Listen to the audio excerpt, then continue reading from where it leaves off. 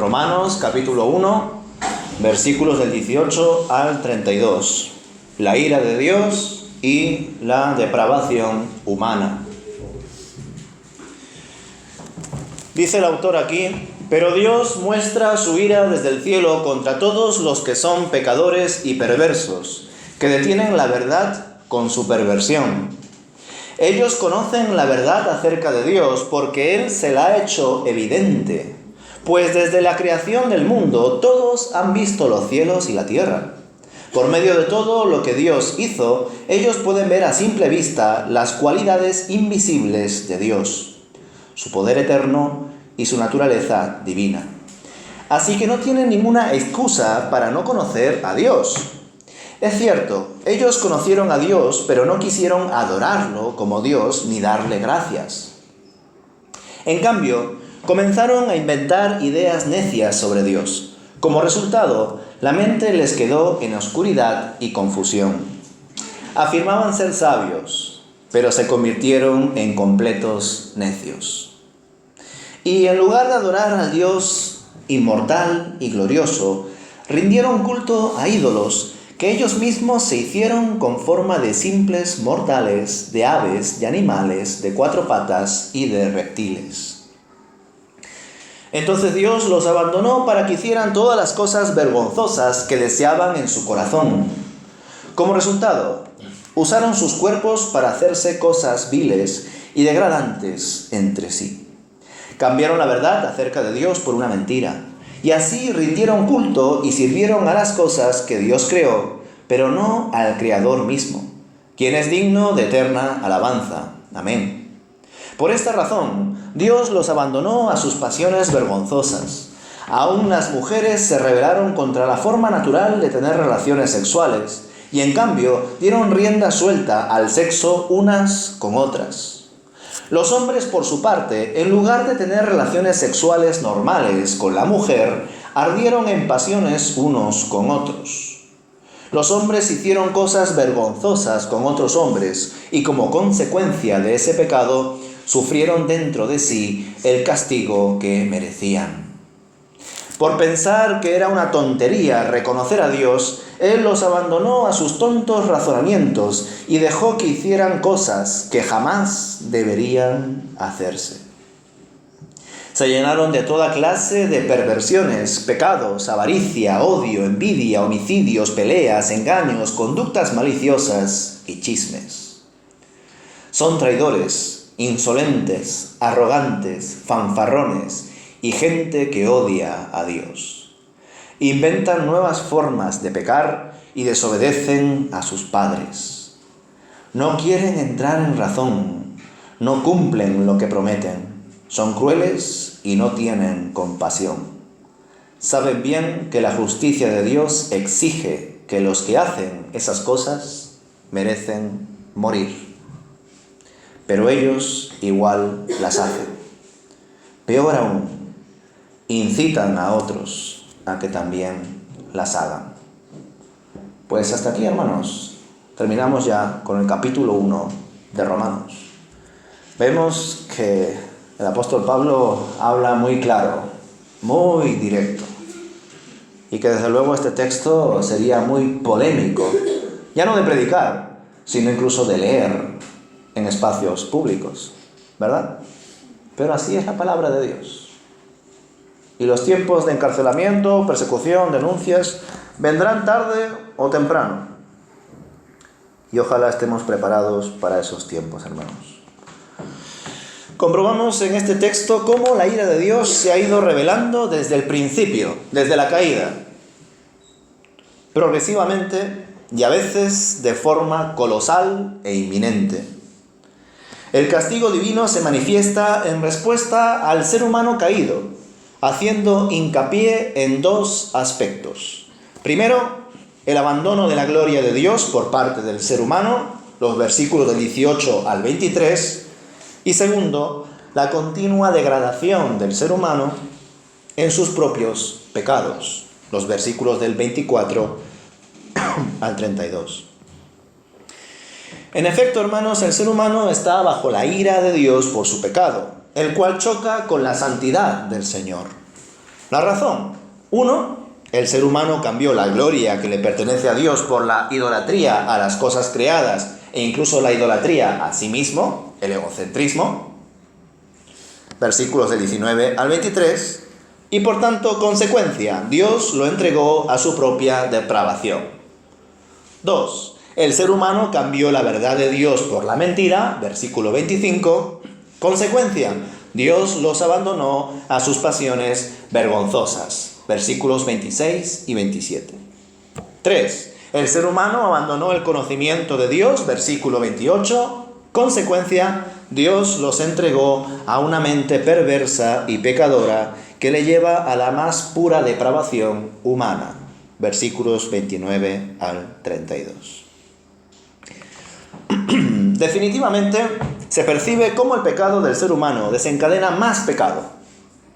Qué bueno, ¿verdad?, que la gracia de Dios sobreabunde y nos dé más gracia, como diría más adelante Pablo en Romanos. Pero por ahora estamos con el pecado y la ira, ¿verdad? Y por tanto el pecado del ser humano desencadena más pecado todavía. Y como Dios en su ira y justicia permite que todo ese pecado se produzca y continúe adelante, pues este pecado contiene más pecado y produce más pecado para que la humanidad aprenda cómo se denigra la vida cuando se intenta existir a espaldas del Dios verdadero y caer, entre otras cosas, en la idolatría. Hay que analizar cómo la necedad del ser humano se vuelve tan marcada que resulta capaz de ofrecer adoración a lo creado en vez de entender que existe un creador. Que las cosas que nos rodean implican un diseño y un orden inteligente. Definitivamente la ignorancia es tan grande que son capaces de apreciar un edificio por su arquitectura, dar crédito al arquitecto, escuchar una obra de ópera y dar crédito a los artistas, poder admirar un cuadro y dar crédito al pintor de dicho cuadro, y sin embargo mirar la creación y decir: esto pasó por accidente, esto fue el azar. Así de ignorante y necio es el ser humano. Es capaz de dar crédito a otros, pero no a Dios. Cuando desde luego, al profundizar en la biología, la anatomía y tantas ciencias preciosas y disciplinas que disponemos, hermanos, es impresionante. De hecho, eso es uno de nuestros propósitos, ¿verdad? No solamente deleitarnos en el Señor leyendo la Biblia, sino también deleitarnos en el Señor en medio de diferentes estudios y disciplinas que existen, porque toda ciencia, conocimiento y sabiduría provienen de Dios. El correcto, al menos, no el adulterado, no el politizado, no el ideologizado, ¿verdad? Que también existe. Pues sí, hermanos, lo vimos en su día, lo vemos ahora y lo veremos hasta el final. No solamente en el pueblo de Israel con ese famoso becerro de oro, sino también en otras tribus en aquel tiempo de Israel, ¿verdad?, paganas, que hacían ofrendas incluso a sus propios hijos, los quemaban y los entregaban a dioses y figuras de animales de oro. Y hoy en día también existen religiones, ¿verdad?, primordialmente orientales, que hacen honra, supuestamente, adoran, veneran a dioses con cabezas de elefante, de leones, de cabras, o a saber qué. Claro, nosotros los occidentales no tenemos esas creencias ni esas prácticas. Quizá a nosotros no nos guste tanto adorar animales y ponerlos como de oro. A nosotros quizá nos gusta adorar más personas, aunque hay de todo en el mundo, ¿verdad? Y eso también es idolatría.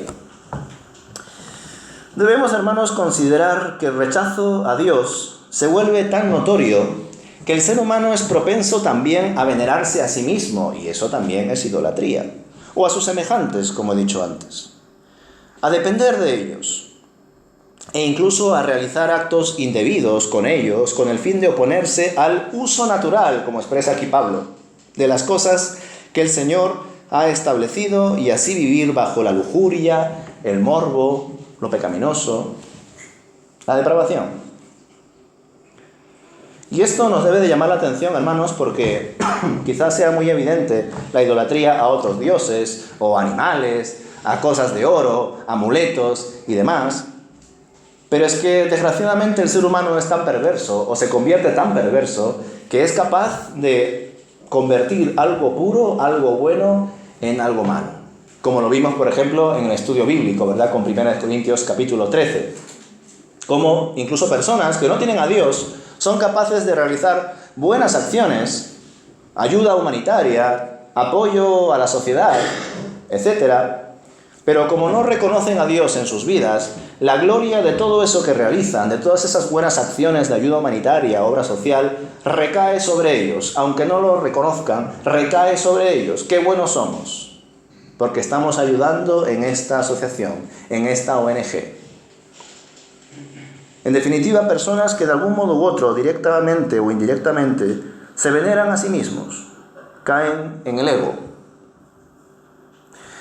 Y claro, cuando pensamos en ello, hermanos, pues nos damos cuenta que también dentro de situaciones que se supone que deben de ser estables, de respeto, de amor, como por ejemplo la familia, el matrimonio, se pueden realizar conductas tóxicas, relaciones indebidas e incluso una especie de definición de tu pareja casi como si fuera tu Dios. Sin ti me muero. Suena muy bonito, ¿verdad? Sobre todo en las películas. Pero nosotros sabemos que eso no está bien. Sin Dios yo me muero. Y por supuesto que tengo que valorar a mi pareja, respetarla, apreciarla.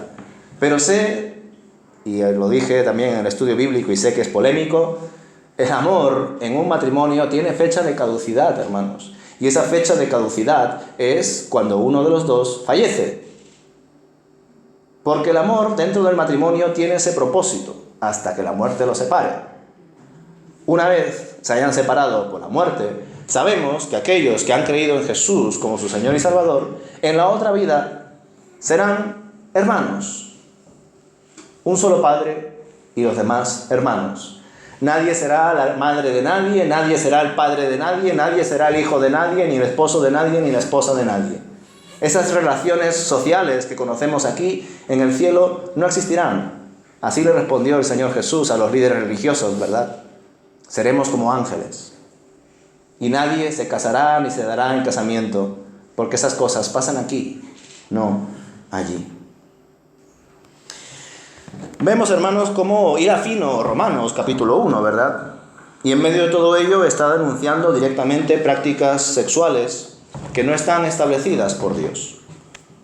Entre ellas, la práctica homosexual. Lo leemos claramente, ¿verdad?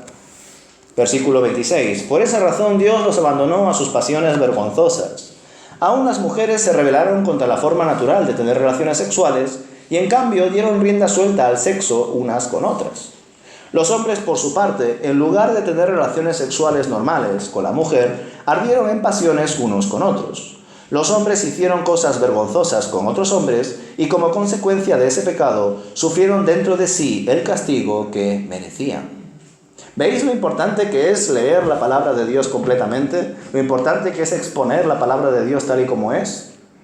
Porque claro, ¿qué hacen aquellas iglesias que creen que la homosexualidad está bien?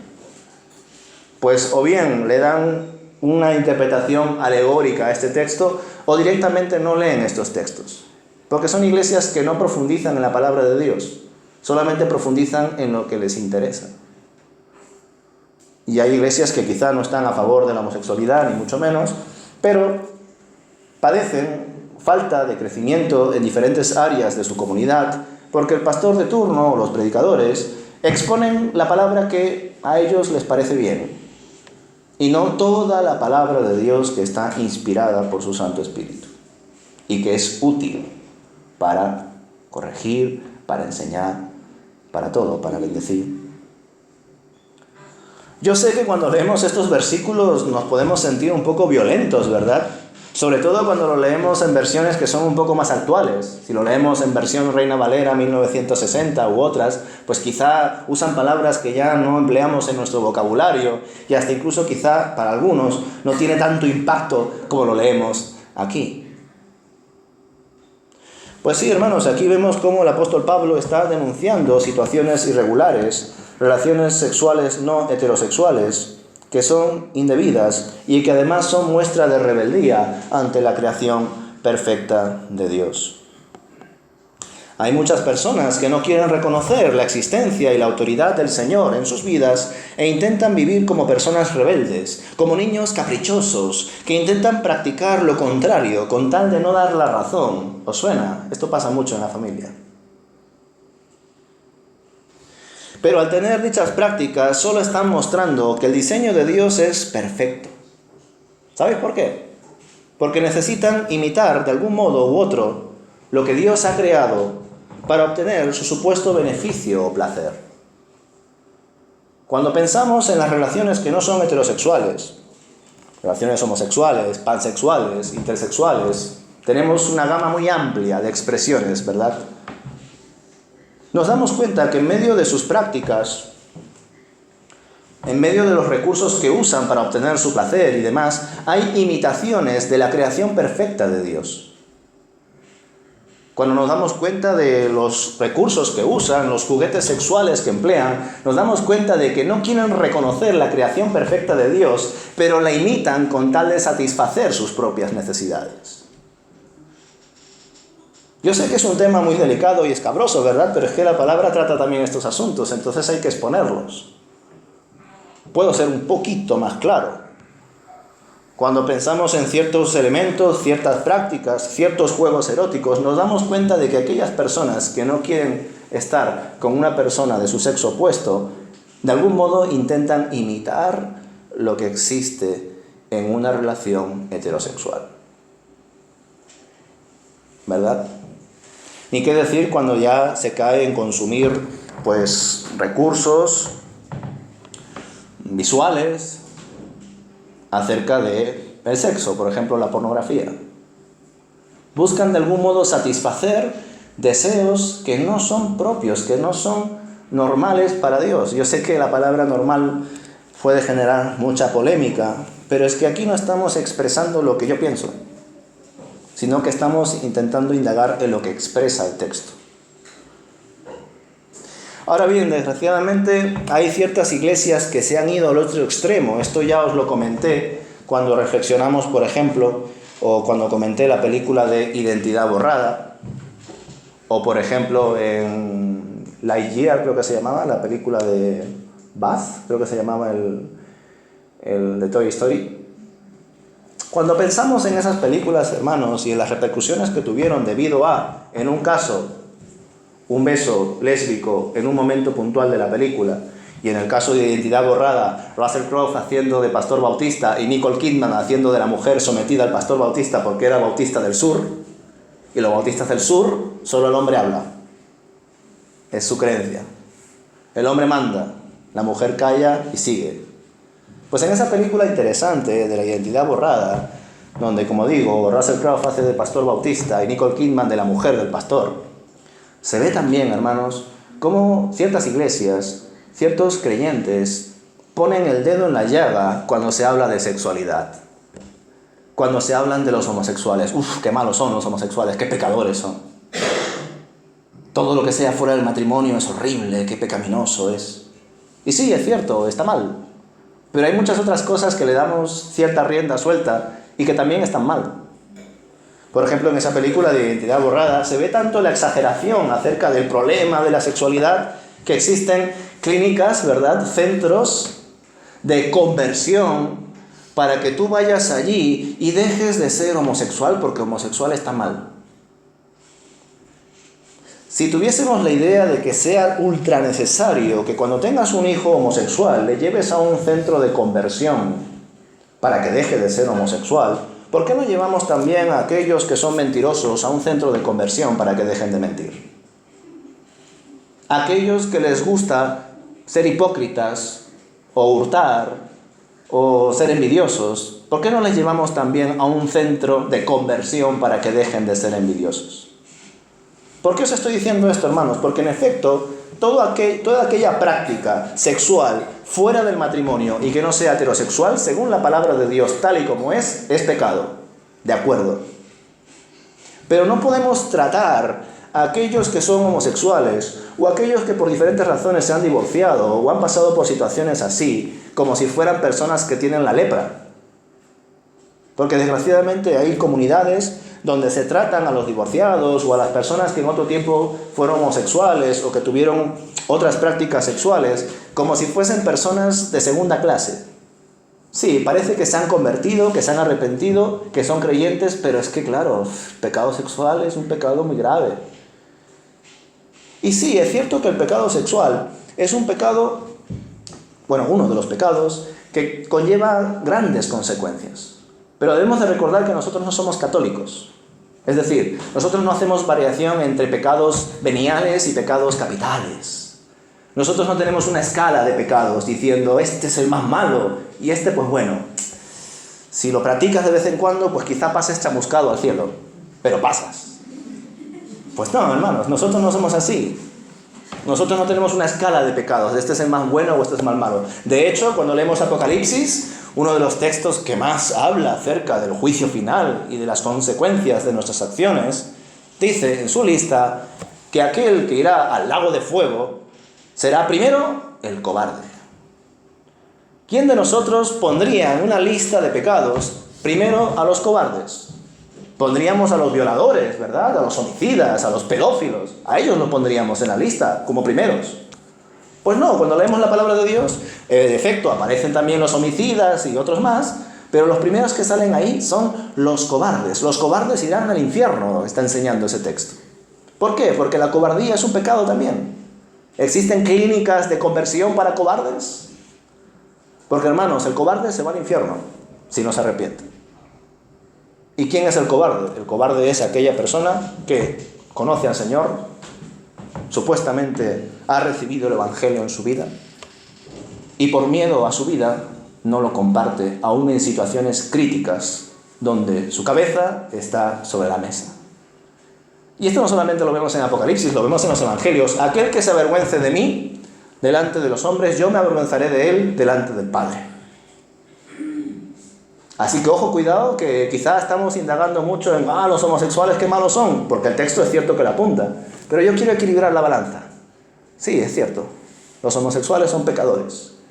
Pero si eres cotilla, chismoso, envidioso, hipócrita, te gusta quizá hurtar en algunos sitios, cobarde, etc., también eres un pecador. Y si no te arrepientes, irás al infierno, al igual que un homosexual que no se arrepiente. Como digo, hermanos, nosotros no tenemos una escala de pecados, pero sí somos conscientes, es que es de sentido común, que hay pecados que tienen mayores consecuencias y digamos que desde esa perspectiva son más graves. Pero si no te arrepientes de otro pecado menor, igual te vas al infierno. Entonces, como digo, pues es cierto que los pecados sexuales tienen grandes consecuencias. No solamente enfermedades de transmisión sexual, las ETS, no solamente pues otros problemas de salud, no solamente la dignidad humana, no solamente un hijo no deseado, abortos, sino que también rompe con la integridad de la persona, con su privacidad, con la dignidad que Dios ha dado. Y claro, cuando estamos hablando no solamente de la persona, sino de cómo puede afectar a las familias, de cómo puede afectar a esos hijos no deseados, nos damos cuenta de que la consecuencia de ese pecado es muy grave. Al igual que la consecuencia de asesinar es muy grave también. Porque sí, si tú matas a alguien, pero luego conoces al Señor y te arrepientes, Dios te perdona. Pero claro, la persona que has matado ya no vuelve a resucitar. Por eso es una consecuencia más grave. Pero probablemente el Señor, pues, dependiendo de esa persona también, pues lo tendrá en su gloria. O también lo habrá juzgado como es debido. Entonces nosotros debemos de tener claro eso, hermanos, que no hay una lista de pecados peores o mejores, pero es cierto que hay algunos pecados que tienen mayores consecuencias. No obstante, tampoco podemos decir que hay algunos pecados que, bueno, pues si pasa, no pasa nada, como las mentiras piadosas o las mentiras en general, ¿no? No, hermanos, cuando mentimos, vulneramos una relación muy importante a veces. Queda por los suelos la confianza entre dos personas. dependiendo además de con qué persona estés tratando, le puedes hacer muchísimo daño. Porque hay personas que les da igual que les mientas, o incluso ya saben que les están mintiendo en la cara y no pasa nada. Pero hay otras personas que les afecta muchísimo que les mientas, que les engañes. Entonces está claro que también debemos evaluar los pecados, no solamente sobre sus consecuencias, sino sobre las personas que recaen. En definitiva, hermanos, este texto nos muestra que la depravación humana cada vez seguirá expresándose en mayor escala. Que conforme pase el tiempo, el ser humano buscará más autosatisfacerse y ser el dueño de su vida para existir a su manera bajo sus propias reglas. Conforme pasa el tiempo, la depravación es mayor, pero tampoco debemos de considerar que lo que está pasando ahora es lo peor del mundo, porque eso es un error, hermanos. Ya sabemos que para muchas personas el progreso de la sociedad es que algún día exista un presidente homosexual, que sea tan visibilizado la homosexualidad que incluso nuestros presidentes del gobierno sean abiertamente homosexuales. Para algunas personas eso es una mayor expresión de progreso. Y sin embargo nosotros, hermanos, que no ignoramos o no debemos ignorar la historia porque no queremos volver a repetirla, sabemos que en los tiempos de Moisés, los egipcios practicaban abiertamente la homosexualidad.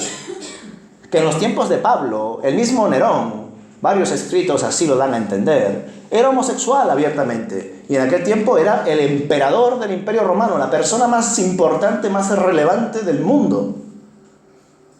Ahora, debido al pluralismo, debido a que hay tanta globalización, nos costaría pensar quién es la persona más importante del mundo. Quizá alguno diría el presidente de Estados Unidos, otro diría quizá Kim Jong-un de Corea del Norte, quizá alguno diría el Papa, no lo sé. Hoy no está tan claro debido a la globalización, como digo. Pero en aquel tiempo no era así. El Imperio Romano era la mayor potencia del mundo. Y el emperador era tan grande que era considerado un dios.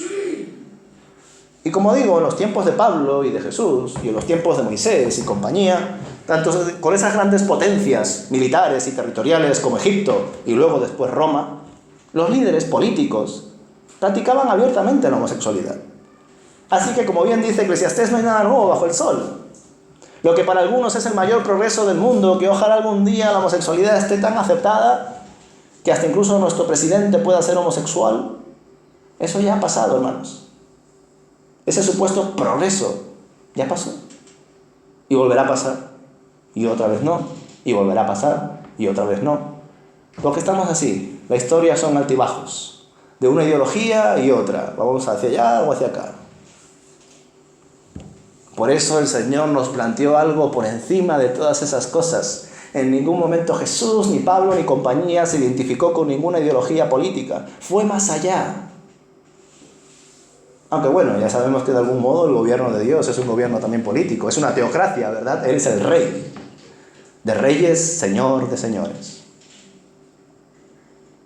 Entonces, hasta cierto punto sí hay un estatus, un gobierno, ¿verdad? Un orden por parte de Dios.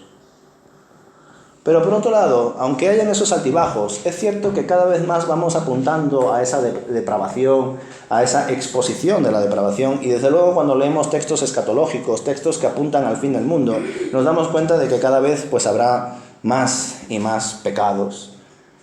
El padre matará a su hijo, el hijo matará a su padre, pasarán guerras, pasarán conflictos, catástrofes naturales. Cada 2 por 3 los textos apocalípticos del Nuevo Testamento nos apuntan a ello.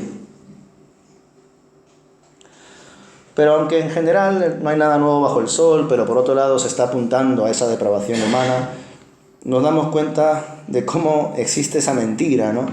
Del ser humano creyéndose supuestamente libre, pero sin Dios.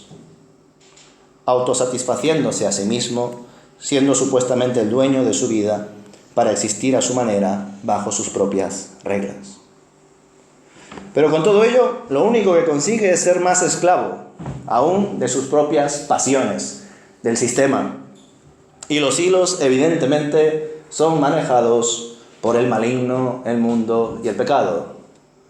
Aquellas personas que se proclaman a sí mismas libres, que la religión es el opio del pueblo y que ellos han dejado ya atrás la iglesia. Eso es de la época medieval. Por favor, estamos en pleno progreso. ¿Qué haces todavía yendo a una iglesia y creyendo en Dios? Eso es de la Edad Media. Sé libre como yo. Pues esa es la libertad que tienen. Títeres, guiados bajo los hilos del maligno, del mundo y de su propio pecado. Y por supuesto, hermanos, ante esa realidad, solo la fe en Cristo les puede salvar. Pero en algunos casos están tan enterrados en su maldad que no quieren escuchar el verdadero y único evangelio. Por otro lado, cierto es que no se expone, desgraciadamente, en varias iglesias el evangelio tal y como es. Y eso también juega en contra para aquellas personas que necesitan al Señor en sus vidas. Ojalá más iglesias compartan el evangelio tal y como es, hermanos. También con la letra pequeña. No solamente con la transformación, las nuevas oportunidades, las bendiciones de Dios, sino también con los deberes que Dios nos pone. Porque son deberes que nos ayudan a crecer. Y crecer es la forma en la cual nosotros verdaderamente obtenemos bendición en mayúsculas. Ser como Él. Pues conclusiones, hermanos, ante este texto. Por un lado, desde el principio, la ira de Dios ha sido revelada de forma progresiva e intermitente. Por supuesto, ha existido ciertos momentos en los que el Señor ha manifestado su ira de forma colosal. Tenemos el caso de Sodoma y Gomorra. Ahí tenéis a la mujer de Lot. Tenemos el caso de Nínive. No la primera parte con Jonás, sino la segunda con Nahum. Porque con Jonás enviaron el mensaje, Jonás lo envió, de que Nínive iba a ser arrasada, pero las personas de Nínive, al escuchar el mensaje de Jonás, se arrepintieron y Dios aplacó su ira. Pero desgraciadamente generaciones posteriores siguieron otra vez con lo mismo, y ahí ya con Nahum vemos como Nínive acabó siendo arrasada. Por supuesto, también hay otros momentos en los que, a partir de sus siervos y profetas, el Señor aniquila las vidas de varias personas que habían osado enfrentarse a Dios. Por ejemplo, con Elías, ¿verdad? ¿Cuántas personas fueron aniquiladas? Ese es nuestro Señor, en el que creemos, en el que es amor, porque lo es, pero también es eso. También es justicia, también es ira. Ahora bien, cuando hablamos de la ira de Dios, debemos tener en cuenta que el Señor la revela con el fin de exhortar, de llamarnos la atención, de llevarnos al arrepentimiento. Es por eso por lo que, aunque Él escogió a Israel, también tenía en consideración a otros pueblos y a otras naciones. Y en algunos momentos disciplinaba o castigaba a otras naciones, empleando a Israel. Y en otros momentos disciplinaba o castigaba a Israel empleando a otras naciones. Ahí es cuando cobra sentido ese maravilloso texto que tantas veces se repite en el Nuevo Testamento. Dios no hace acepción de personas. Que por supuesto no se contradice con yo escogí a Israel. Sí, es cierto. El Señor escogió a Israel.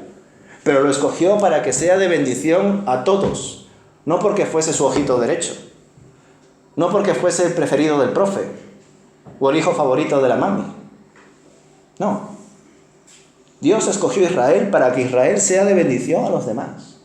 Pero por cuanto Israel no supo desarrollar su fe y ser de bendición a los demás, en algunos momentos de la historia, el Señor usó a naciones paganas para castigar a su pueblo y en otros momentos usó a su pueblo para castigar a otras naciones paganas. Y Dios estaba haciendo justicia siempre. Porque Él es justo. Podríamos decir entonces, y así lo enseña Hebreos 12, que lo rescata de Proverbios, ¿verdad?, que la ira de Dios y su justicia expresan amor también. Y quiero que os quedéis con esa idea. Que conozcamos tanto a Dios que en medio de su ira podamos ver su amor. Porque creedme que en su ira Dios expresa amor. Amor en cuanto a justicia, cuando su ira es totalmente arrasadora. y amor en cuanto a exhortación cuando su ira busca que cambies. Eso lo vemos sobre todo con Israel. ¿Cuántas veces el Señor expresó su ira con Israel? Muchas veces. Incluso arrasó con los pueblos del norte y con el sur prácticamente acabó con ellos. Pero mantuvo a Israel. Quedó ahí un remanente, un resto, ¿verdad? Con Nabucodonosor.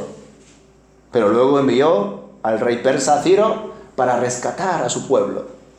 Como os digo, el Señor es capaz de usar a los suyos, pero también a otros, que no son necesariamente sus hijos, pero que están bajo su plan, porque Dios es soberano, es Señor y Rey.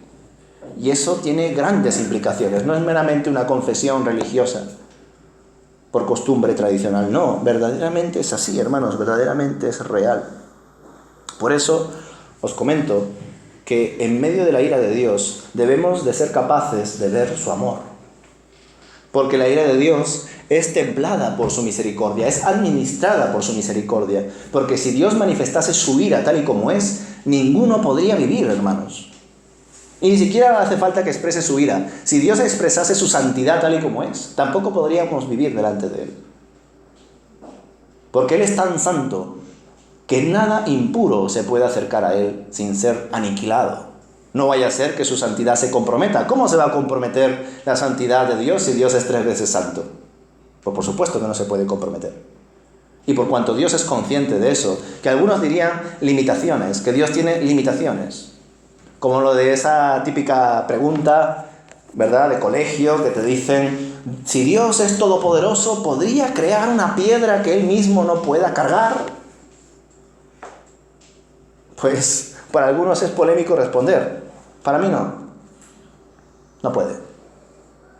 Pero no porque tenga limitaciones, no porque no sea todopoderoso, sino porque Él tiene una identidad que no puede romper, porque es Él, se debe a sí mismo. Él mismo no puede dejar de ser Él. Si Él deja de ser Él, dejamos de ser nosotros. Nada existe fuera de Dios. Por tanto, debemos de pensar, hermanos, que en medio de la ira de Dios se ve también su amor, porque su ira no solamente extermina, sino que su ira corrige, nos da una nueva oportunidad. Porque el Señor al que ama, disciplina y azota a todo aquel que tiene por hijo. ¿Os suena, verdad? Cuando un padre o una madre es indiferente ante lo que tú haces, quizá también porque haya perdido la paciencia, o porque se ha hecho mayor el pobre, pues puede ser por eso. Pero hay otras ocasiones en las que los padres pasan, que es una expresión muy juvenil, ¿no?, de sus hijos, porque les da igual.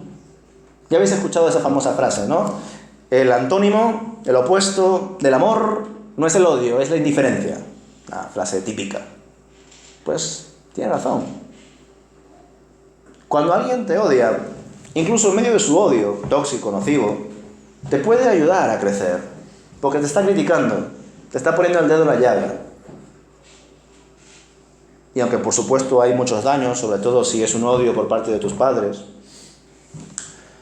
en parte puedes canalizarlo, dependiendo del caso, para que te sirva para bien. Aquel padre que está todo el rato criticando a su hijo porque se proyecta en él y que solamente genera odio.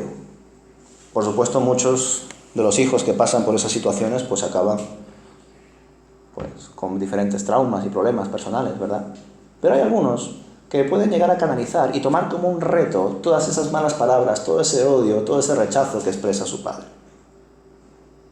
Pero ante la indiferencia, hermanos, cuando alguien pasa de ti, cuando alguien ni te dice ni mal ni bien, ni fu ni fa, pues sin pena ni gloria. Qué bueno, hermanos, que Dios no sea indiferente con nosotros. Que Dios nos ama y cuando sea necesario corregirnos, nos corrige. Y qué bueno también que el Señor no proyecte su frustración. Evidentemente esto es un antropocentrismo. Dios no es un humano en ese sentido. Dios no puede proyectar su frustración, como desgraciadamente algunos padres o algunos hijos o algunas personas lo hacen, pues con sus padres, con sus hijos, con sus parejas. Me va tan mal en el trabajo que quiero canalizar esa frustración con mi esposa o con mis hijos. ¿Qué pasa, hijo? ¿No has hecho los deberes? Ven aquí. Te voy a pegar. Supuestamente porque no has hecho los deberes. Y ya te he dicho varias veces que tienes que hacer los deberes. Pero en el fondo, porque el jefe me ha echado la charla. Y voy a aprovechar este momento para canalizar mi frustración sobre ti. Un clásico. También con las parejas, a veces también con los padres, a veces también en la iglesia. Desgraciadamente algunos somos así. Por todo ello, hermanos, no ha sido mera coincidencia que el apóstol Pablo, nada más empezar su carta, empiece fuerte, ¿verdad? Ponga la carne sobre el asador y empiece a hablar de la ira de Dios y la depravación del ser humano. Pues primeramente, Pablo quería ilustrar a los romanos cómo ha ido degenerándose la humanidad para que así estos creyentes entiendan las razones de por qué la sociedad de aquel tiempo estaba como estaba. Y claro, imaginaos cómo sería Roma. Roma sería Sodoma y Gomorra 2.0, ¿verdad? Sería, pues no sé, para algunos una de las peores ciudades es Madrid, en cuanto a libertinaje, venga, vamos a hacer de todo. Para otros es Miami, para otros es algún lugar de Ámsterdam. Bueno, hay muchos sitios, desgraciadamente, para escoger en cuanto a viva la vida. Pero claro, Pablo es consciente de a quién está hablando. A creyentes judíos y gentiles de Roma, que vivían en medio de un caos. Y por eso, él les expresa, nada más empezar, capítulo 1, la ira de Dios y la depravación del ser humano. Para que entiendan las razones de por qué la sociedad de aquel tiempo estaba, pues como estaba. Pero por otro lado, el apóstol Pablo quería dejar bien claro la depravación del ser humano y la ira de Dios para sentar las bases necesarias para exponer en profundidad la buena noticia. Pues si una persona no es consciente de su necesidad, no va a aceptar ninguna salvación. Pues ¿de qué necesita salvarse si no se considera en peligro, verdad? Como cuando a alguien le hablas de Dios y de que Él te perdona, Él te ama, Él ha muerto por ti, y te dicen, pero si yo soy bueno. Yo ni he matado, ni he robado, ni he hecho nada. ¿Qué me estás hablando a mí de que yo soy malo y necesito salvación? Pues claro, hermanos, ¿cómo vamos a convencer a una persona que piensa que es libre de que está preso? A una persona que vive en una especie de cárcel de cristal, ¿cómo le podemos convencer de su depravación, de su situación crítica, de que necesita ser salvo en Cristo Jesús? Pues exponiéndole primero su situación, ¿verdad? Que no es libre, sino que es esclavo del pecado. Pero hay muchas personas que están tan esclavizados en su pecado que incluso se ríen de ello. Es más, irónicamente, para ellos, nosotros somos esclavos. Esclavos de una religión, esclavos de una tradición. Al igual que los tiempos de Pablo, ¿verdad? Con Herodes, con Félix, con Festo, con compañía.